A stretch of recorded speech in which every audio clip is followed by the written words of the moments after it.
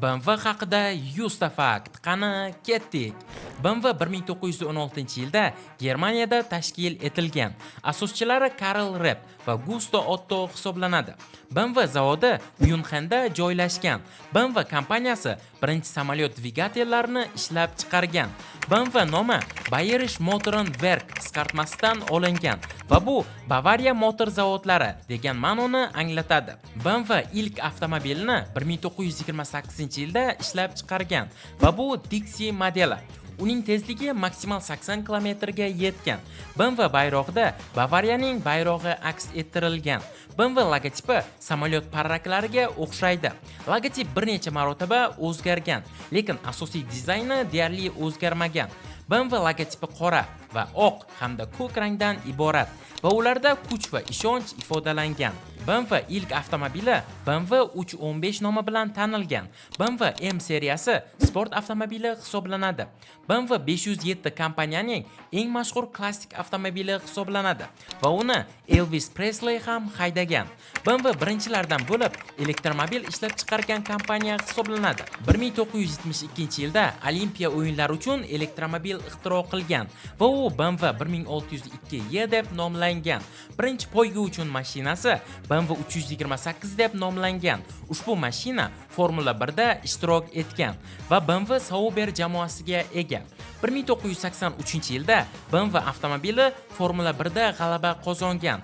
Poygalarda g'alaba qozonish maqsadida M modelini yaratgan. Gesture Control, ya'ni qo'l harakatlari orqali boshqarish texnologiyasini BMW ishlab chiqargan. BMWning 7-seriyasi dunyodagi birinchi masofadan boshqariladigan avtomobil hisoblanadi. BMW Z8 klassik sport avtomobili hisoblanadi va u James Bond filmlarida ishlatilgan. Hatto Elon Musk ham BMW brendini yaxshi ko'radi.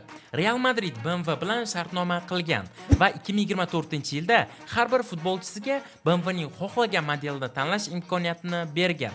BMW 507 modeli eng kam ishlab chiqarilgan model hisoblanib, bor yo'g'i 252 ta ishlab chiqarilgan. BMW qizlarning eng yaxshi ko'rgan mashinasi hisoblanadi. Ikkita radiator panjarasi 1983-yilda ishlab chiqarilgan va hozirgi kunda kompaniyaning imzosi bo'lib kelmoqda. BMWning asosiy raqibi Mercedes hisoblanadi. 50-yillarda Mercedes bilan bitta kompaniya bo'lishiga oz qolgan. Kompaniya mashina ishlab chiqarishdan tashqari velosiped ham ishlab chiqaradi va bu velosipedlar Yevropada juda ham mashhur.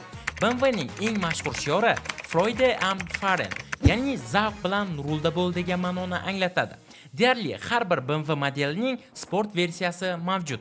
1907-yilda BMW va Lamborghini birgalikda poyga mashinasini ishlab chiqarishmoqchi bo'lishgan, lekin moliyaviy muammolar sabab bu o'xshamagan. BMW hali ham ba'zi zapchastlarini Ikkinchi jahon urushidan beri chiqazyapti va o'sha eski zapchastlarni chiqarish uchun BMW o'zining eski zavodini qayta sotib olgan. BMW samolyotlarining interyerlari bilan hali hanuz shug'ullanyapti. BMWning konstruksiyasi xuddi Lego konstruksiyasidek qilingan. Germaniyaning Birinchi jahon urushidagi mag'lubiyatidan so'ng kompaniya vaqtinchalik to'xtatilgan va bundan so'ng BMW o'zining birinchi mototsiklini yaratgan. Bu mototsikl 1932-yilda yaratilgan. BMW jahon urushi uchun raketali samolyotlar ham tayyorlagan. 1948-yilda esa Sovet armiyasi BMWning barcha zavodlarini yo'q qilgan. 1951-yilda esa BMW o'zining birinchi urushdan keyingi mashinasini chiqargan. 1998-yilda BMW Rolls-Royce'ni sotib olgan va buning narxi 340 million funt etib baholangan. Hozirgi vaqtda kompaniya ishchilari 125 ming kishini tashkil etyapti. Ishchilar bir yilda 60 mingdan 80 ming yevrogacha maosh olishadi. O'tgan yili kompaniya 155 milliard yevro daromad ko'rgan va 2 million dona avtomobil sotishga erishgan.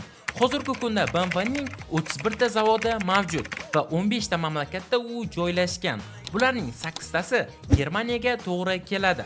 Kompaniyaning 45% Kvant oilasiga tegishli. Hozirgi kundagi kompaniyaning boshlig'i Oliver Sipse hisoblanadi. Bosh dizayner esa Josef Kaban. Kompaniyaning binosi 4 silindrli dvigatelga o'xshaydi. BMW drift qilish bo'yicha jahon rekordini o'rnatgan. BMW 3 seriyasi sotilish bo'yicha rekord o'rnatgan bo'lib, Bu seriya 1975-yildan hozirgacha 15 million marta sotilgan. BMWning maksimal tezligi 372 km hisoblanadi va bu model BMW M5. Birinchi bo'lib BMW ma'lumotlarini oldi oynaga chiqarishni o'ylab topgan. BMW Olimpiya o'yinlari va Formula 1ning rasmiy hamkori hisoblanadi.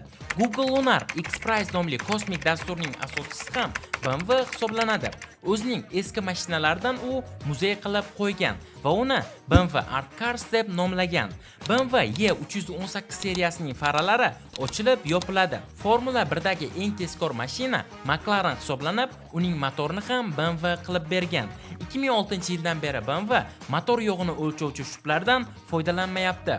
BMW i8 superkar hisoblanadi, lekin X5M modelidan tez emas. 1986-yildan BMW o'zining pikap mashinasini ishlab chiqardi. Siz Beamer yoki Beamer so'zlarini eshitgansiz. Beamer bu BMWning mototsikllari nomi. Beamer esa BMWning birinchi ishlab chiqargan mashinalari nomi hisoblanadi. SSR BMWning roliklaridan ko'rib mashina ishlab chiqargan. BMWning Isetta nomli kichkinagina mashinasi ham bor va u bor yo'g'i 13 ta ot kuchiga ega. BMWning barcha haydovchilari qiziqqon hisoblanadi.